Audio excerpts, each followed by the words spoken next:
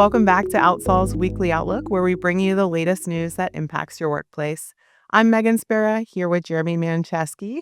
Jeremy, DEI continues to be a headline in the news. What is going on recently? A lot.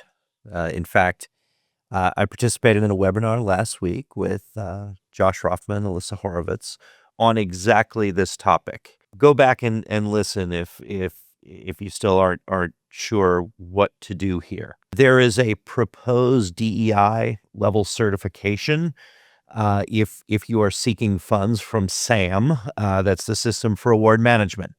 And that is for groups wishing to receive financial assistance from the federal government. So not specifically federal contracts, but this might give us a glimpse into what DEI will look like in the future. So and what enforcement is coming. On top of that, there's still Section 503 of the Rehabilitation Act and VEVRAA proposed changes. We're monitoring, of course, hard to see where that's going to go. We know OFCCP has a big budget that we didn't expect, but there are these proposed changes out there. We're monitoring, really can't say what's going on. Still lots of state affirmative action plan changes, additions, red states pulling back, blue states moving forward. This is the political environment we're in. We know California Pay, for instance, that's a report that's been modified a bit this year and due within the next month or so. Lots of things going on. EEOC sending out the letters to the Fortune 500 companies. If you're in the Fortune 500, odds are you have one of these letters talking about illegal DEI. I know sometimes it's hard to find how things filter down within a large organization. Go up the chain a bit and try to see where that letter landed and maybe be a bit proactive. Of course, lots of court cases going on trying to get to the root of what is illegal DEI. That's right. And we'll be monitoring all of these regulatory updates as well as court cases to bring you all of the updates. So stay connected with OutSolve. And what can companies be doing, Jeremy, to ensure their DEI practices are lawful? Sure. Data. Look at the data. The data will always tell you the story. Back in 2020, DEI took a turn. Different administration. Companies really focused on enhancing DEI.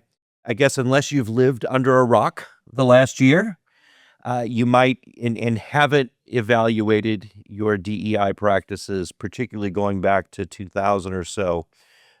Probably a good idea. The data tells the story, though, and doing sufficient data monitoring still is important. Yeah, that's right. And there are some new developments in the Workday AI lawsuit. Can you tell us a little bit more about that? March 2026. Federal judge allowed the age discrimination claims to move forward. Workday arguing these predictions applied to just employees and not applicants. The court's disagreeing. There's growing increasingly important to audit any AI tools to use in hiring to ensure fairness and that they aren't discriminating. Employers are held liable here for the tools they use.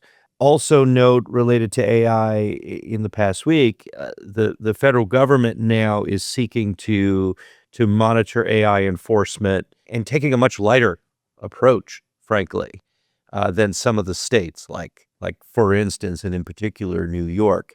Again, this is a red state, blue state controversy. It looks like the federal government is trying to disallow the states from making their own regulations.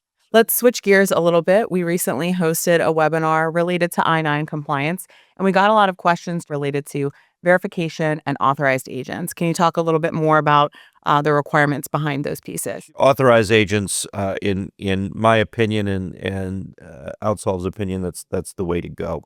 The DHS made the remote verification of Section 2 permanent. That's important, but only for those enrolled and in good standing with EVERAA. Very, very critical detail there. Use an I-9 agent. There's lots of good reasons, a verification agent, lots of good reasons to do that. It's, of course, more efficient. likely more professional, likely better results. When we audit customers and their I-9 process, we find errors all over the place because, like any skill, if you're not doing it consistently and every day, you'll find errors. Do know, and it's important to find a trained and professional agent or company doing the verifications, because even if that remote agent does something wrong, you're still liable. That's right. That's so important. OutSolve's I-9 management solution has fully trained authorization representatives. That helps take the burden off of those teams. And you can learn more about that by visiting our website, going to outsolve.com. Coming up on March 26th is Equal Pay Day. What should employers be thinking about related to this? Well, equal pay is still a concern in most companies. Uh, Continue to do analysis, continue to monitor that. There is no company that I've ever worked with that's done a single point in time pay analysis and then was able to completely eradicate the pay gap. This is an iterative process. You continue to monitor this, and you may attack once, but then you have to reattack later. These issues persist, and the company still has liability. And beyond that, there's lots of state pay reporting requirements, including California. That's due on May 13th. Our consultants are here and available to help you with this reporting. So definitely reach out if you need help preparing or filing that report. And Jeremy, we have some upcoming webinars as well that we want to share. April 22nd, Pay Transparency Best Practices, a practical playbook for HR and total rewards. May 13th, Compliance Recruiting, from job post to day one. June 24th, Compliance Checkup, a mid-year review HR cannot skip. And you can register for all of these webinars by going to outsolve.com/events. You can also watch the recent webinars that we've mentioned here today by going to that same website. They're available on demand. And as always, continue the conversation in HR Gumbo City, our Slack community for HR professionals. They always receive exclusive first access to checklists, guides, and other research reports. So go to outsolve.com/HRG-city to join today. Thank you so much for joining us this week, and we look forward to connecting with you again soon.